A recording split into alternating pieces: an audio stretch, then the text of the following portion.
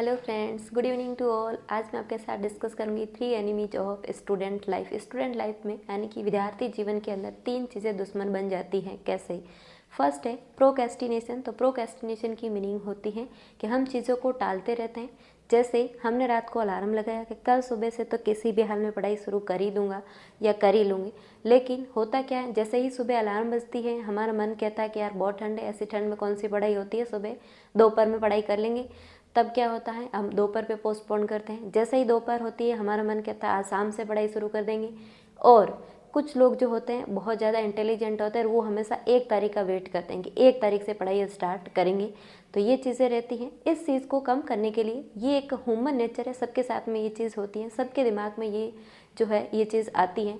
लेकिन इस चीज़ को कम करने के लिए आप अपना जो है एक फिजिकल इन्वॉल्वमेंट इस चीज़ के अंदर कर सकते हो। जैसे मान लो आप सुबह जल्दी उठे और आपने क्या किया, योगा एक्सरसाइज कुछ किया, तो उससे क्या होता है कि आपके मन और शरीर दोनों के अंदर शक्ति भरती है, जिससे आप जो है एनर्जेटिक किसी भी काम को पूरे दिन तक करते रहते हैं।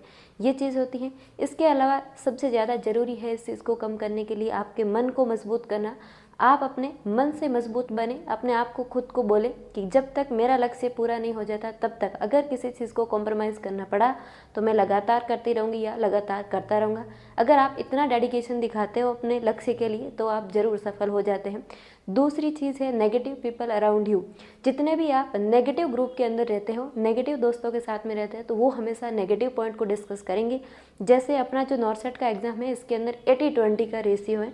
तो इसके अंदर होता क्या है, जो लोग हैं वो कुछ लोग बोलेंगे, जो मेल फैक्टर है वो हमेशा ये चीज़ डिस्कस करेंगे कि 80-20 है, इसलिए अपना तो सिलेक्शन होगा नहीं, फालतू में क्यों टाइम वेस्ट कर रहे हैं, प्राइवेट हॉस्पिटल ज्वाइन कर लेते हैं। तो ऐसा होता है। ये सब सुन के आपका मन भी मानता है कि हाँ यार ये तो सही कह रहा है, 80-20 में अपना सिलेक्शन होगा ही नहीं। तो ये चीज़ आप मान लेते हो। तो ये चीज़ आपको नहीं करना। हमेशा पॉजिटिव अप्रोच दे खुद को कि अगर एम्स वाइज वैकेंसी आती, तो मान लो दिल्ली एम्स का अगर एग्ज़ाम हुआ तो 300 पोस्टें आ गई, तो वो 300 के अंदर 80-20 तो नहीं है, लेकिन नंबर ऑफ पोस्ट कम है। अभी मान लो नॉर्सेट के अंदर 4000 अगर पोस्ट आती है, तो 1000 पोस्ट के अंदर सिर्फ किसका कंपटीशन होता है, सिर्फ मेल का होता है। तो आप उस चीज़ को फोकस करें, अपने आप को हमेशा जो है एनर्जेटिक बनाएं, अंदर से खुद को जो है एक पॉजिटिव अप्रोच दें हमेशा कि हाँ मैं कर सकता हूँ या कर सकती हूँ। ये चीज़ खुद को हमेशा बोले। तीसरा एनिमीज आपका रहता है सेल्फ बिलीव। खुद पे भरोसा करना हाँ बेहद ज़रूरी है किसी भी काम को शुरू करने से पहले। क्या कई बार अपन जो है ऐसे इन्वायरमेंट में रहते हैं और अपना एक खुद का सेल्फ बिलीव बना लेते हैं कि यार ये चीज़ मेरे से तो होती नहीं है, होगी नहीं। तब क्या होता है, अपन क्या करते हैं, वो सारे एफर्ट्स नहीं लगा पाते हैं जो उस काम को पूरा करने के लिए हमें लगाना चाहिए, तो वो नहीं लगा पाते हैं। तो आपको क्या करना है, याद रखना है आप यूनिक है, और अगर कोई दूसरा आदमी कोई काम को कर सकता है, दूसरे काम को सीख सकता है, तो आप भी उस काम को कर सकते हैं।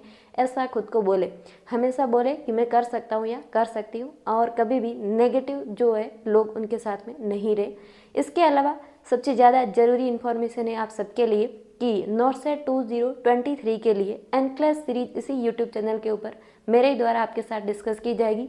कुछ लोगों ने मुझे बोला है कि हम एनक्लेस पढ़ तो रहे हैं लेकिन हमें समझ में नहीं आ रही है, तो एनक्लेस के जितने भी एमसीक्यू है वो आपके साथ में पर डे थोड़े थोड़े कर करके एग्जाम तक सारे एमसीक्यू डिस्कस किए जाएंगे विथ रेशनली, कि अगर इस एमसीक्यू का आंसर सी है तो क्यों है और बाकी वाले क्यों नहीं है, ये चीज़ें आपके साथ शेयर की जाएगी। इसके अलावा एम्स हॉस्पिटल के अंदर आईसीयू, ओटी, इमरजेंसी और ट्रॉमा, उससे रिगार्डिंग जितने भी इमेज बेस और प्रोसीजर रहते हैं वो भी आपके साथ डिस्कस किए जाएंगे।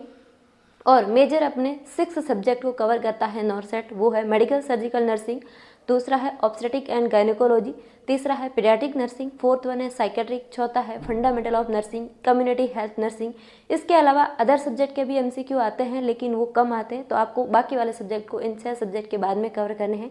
एडमिन, रिसर्च, एडमिन और इसके अलावा न्यूट्रिशन, वो जितने भी सब्जेक्ट रहते हैं वो भी अपन पढ़ेंगे, लेकिन सबसे ज़्यादा जो जरूरी सब्जेक्ट है 6 सब्जेक्ट को पहले क्लियर करेंगे ताकि 70% आपका कोर्स क्लियर हो जाए। और आप सब लोगों को करना क्या है, इस वीडियो को मैक्सिमम लोगों तक शेयर करना है, इस चैनल को सब्सक्राइब करना है और एनक्लेस सीरीज़ के अंदर जुड़ना नहीं भूलें। आज के लिए इतना ही, हम मिलेंगे नेक्स्ट वीडियो में, तब तक के लिए धन्यवाद।